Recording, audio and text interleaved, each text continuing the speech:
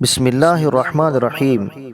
حضرت زینب بنت جحش رضی اللہ عنہا کہتی ہیں کہ نبی کریم صلی اللہ علیہ وسلم ان کے ہاں تشریف لائے۔ آپ کچھ گھبرائے ہوئے تھے۔ پھر آپ صلی اللہ علیہ وسلم نے فرمایا کہ اللہ کے سوا اور کوئی معبود نہیں۔ ملک عرب میں اس برائی کی وجہ سے بربادی آ جائے گی جس کے دن قریب آنے کو ہیں۔ آج یاجوج ماجوج نے دیوار میں اتنا سوراخ کر دیا ہے۔ پھر نبی کریم صلی اللہ علیہ وسلم نے انگوٹھے اور اس کے قریب کی انگلی سے حلقہ بنا کر بتلایا۔ ام المؤمنین زینب بنت جحش رضی اللہ عنہا نے بیان کیا کہ میں نے سوال کیا، یا رسول اللہ، کیا ہم اس کے باوجود ہلاک کر دیے جائیں گے کہ ہم میں نیک لوگ بھی موجود ہوں گے؟